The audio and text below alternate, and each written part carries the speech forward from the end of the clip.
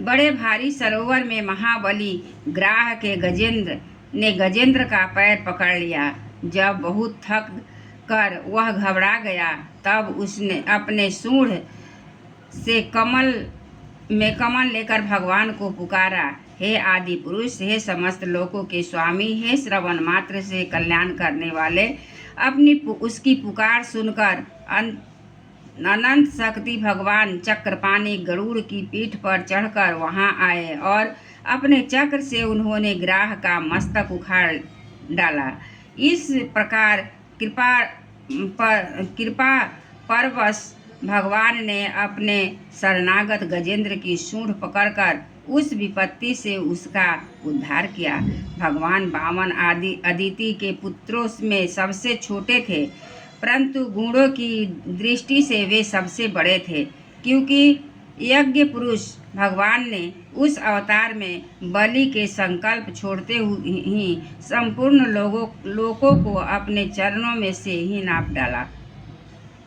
बावन बनकर उन्होंने 3 पग पृथ्वी के बहाने बलि ने सारी पृथ्वी ले ली थी, परंतु इससे यह बात सिद्ध कर दी थी कि सन्मार्ग पर चलने वाले पुरुषों की याचना के सिवा और किसी उपाय से समर्थ पुरुष भी अपने स्थान से नहीं हटा सकते, ऐश्वर्य से च्युत नहीं कर सकते। दैत्यराज बलि ने उसे अपने सिर पर स्वयं वामन भगवान को चरणामृत धारण किया था। ऐसी स्थिति में उन्हें जो देवताओं के राजा पृथ्वी की पदवी मिली, उसमें कोई बलि का पुरुषार्थ नहीं था। उसके अपने गुरु शुक्राचार्य के मना करने पर भी वे अपनी प्रतिज्ञा के विपरीत कुछ भी करने को तैयार नहीं हुए। और तो क्या, भगवान का तीसरा पग पूरा करने के लिए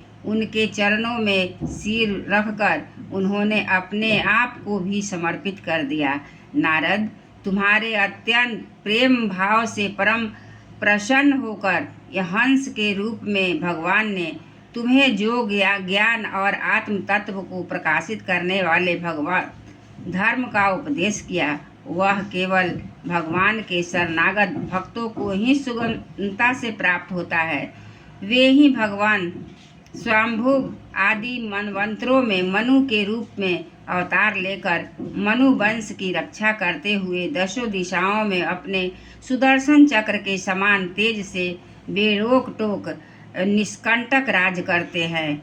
तीनों लोकों के रूप पर सत्यलोक तक उनके चरित्रों की कमनीय कीर्ति फैल जाती है और उसी रूप में वे स्वयं समय समय पर पृथ्वी के भारभूत दुष्ट राजाओं का दमन भी करते रहते हैं। स्वनाम धन्य भगवान धन्वंतरी अपने नाम से ही बड़े बड़े रोगियों के रोग तत्काल नष्ट कर देते हैं। उन्होंने अमृत पिलाकर देवताओं को अमर कर दिया और दैत्यों के द्वारा हरण किए हुए उनके यज्ञ भाग उन्हें फिर से दिला दिया। उन्होंने ही अवतार लेकर संसार में आयुर्वेद प्रवर्तन किया।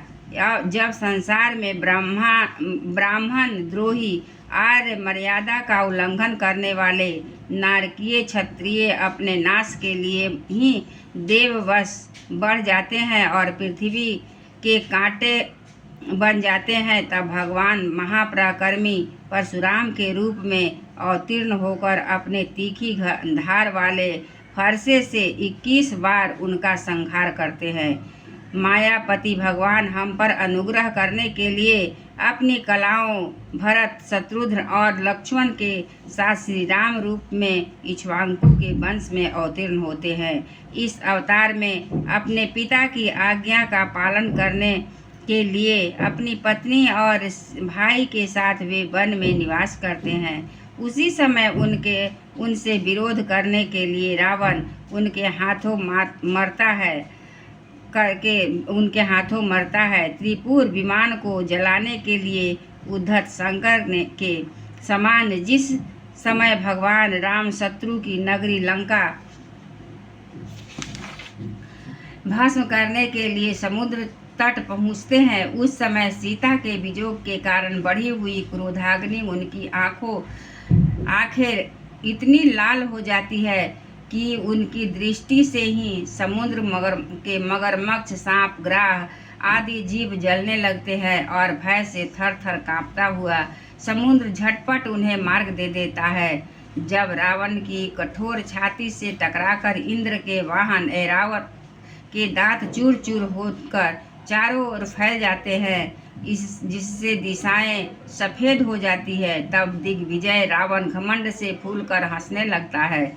वही रावण जब श्री